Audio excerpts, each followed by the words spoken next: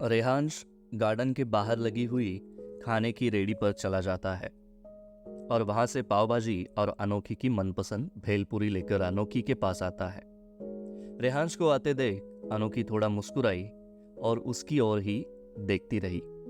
रेहांश भी थोड़ा उसको ही देखने में खो गया था और तभी पास से गुजरते हुए एक बच्चे के हाथ में से गुब्बारा फूट जाता है और वैसे ही अनोखी और रेहांश वापस होश में आ जाते हैं। और रेहांश ने अपना हाथ आगे बढ़ाया और ये लो, ये तुम्हारी मनपसंद भेलपूरी कहकर उसको देने लगा। अनोखी ने भी उसके हाथ से भेलपूरी का वो कागज उठाया और अपनी ओर लेकर खाने लगी। रेहांश ने एक कटाक्ष नजर उसकी ओर डालते हुए कहा कि देखो, जो भी कुछ बात है वो अब साफ साफ कह भी दो, ताकि मेरे दिमाग में जो चलने वाली आग है उसको थोड़ा तगाजा लगे। करते हुए अनोखी ने उसकी ओर देखा और कहा कि आज जैसे मैं सुबह ऑफिस पहुंची तभी से मुझे आज कुछ अजीब सा लग रहा था, जैसे कि अच्छे ख्वाब न आना या जॉब चली जाना। इस तरह की बातों ने मुझे पूरा पागल बना दिया था। रेहांश: अच्छा, तो ये बात है।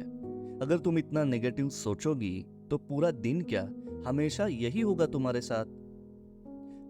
लेकिन लेकिन ये बात नहीं है, इससे भी कुछ अलग बात है।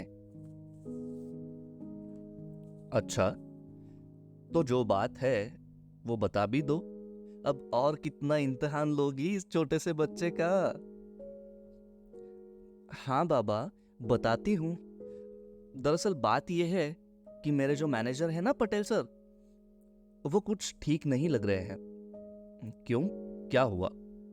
पता नहीं, पर फिर भी कुछ अजीब सा बर्ताव हुआ है उनका मेरे साथ। कुछ कहा क्या उन्होंने, या कुछ हुआ है आप दोनों में?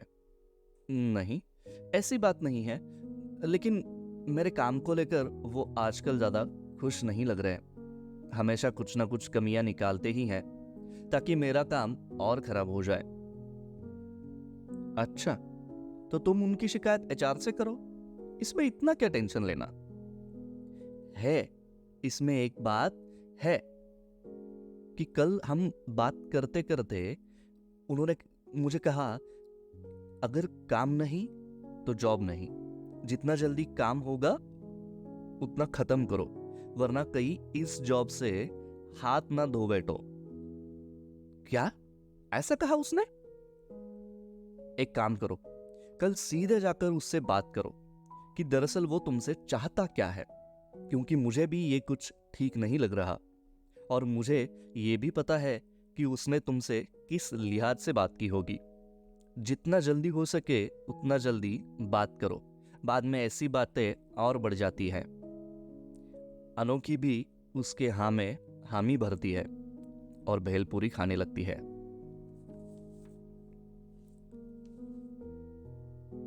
रेहांश ने अनोखी की ओर देखा और हल्का सा मुस्कुराया और कहा, चलो जल्दी खाओ, हमें घर भी जाना है। हाँ हाँ, जाते हैं, बस थोड़ी देर और। अच्छा, ठीक है, ये खत्म करके हम घर के लिए निकल जाते हैं। हाँ हाँ, ठीक है। उन दोनों का खाना होने के बाद दोनों भी गार्डन के बाहर जाने लगे। रेहांश गाड़ी निकालता है और अनोखी भी गाड़ी पर बैठ जाती है। फिर दोनों भी घर के लिए निकल जाते हैं। घर पहुंचते ही पार्किंग में गाड़ी लगाकर सीढ़ियां चढ़ते हुए ऊपर फ्लैट की ओर निकल जाते हैं। घर के अंदर का टेम्परेचर थोड़ा ठंडा था, तो देखा जो हॉल की बालकनी है उसकी विंडो थोड़ी खुली हुई थी, तो उसे बंद करने के लिए अनोखी आगे बढ़ी। वैसे ही रेहांश भी बेडरूम में जाके सामान रख देता है और बाथरूम चला जाता है। अनोखी भी मेन डोर बंद करके वो भी बेडरूम में चली जाती है। बेडरूम की वो पीली लाइट और विंडो से आती हुई हवा से अनोखी के बाल हवा में उड़ रहे थे। और वैसे ही रेहांश बाथरूम से नहाकर बाहर आता है तो उसके शैम्पू और बॉडी वॉश की महक ने पूरी बेडरूम महक उठती है। तो अनोखी एक लंबी सांस अंदर खींचती है और फिर बाहर छोड़ देती है। तो चलिए दोस्तों, आज की कहानी में इतना ही। मिलते हैं अगले एपिसोड में। तब तक के लिए धन्यवाद।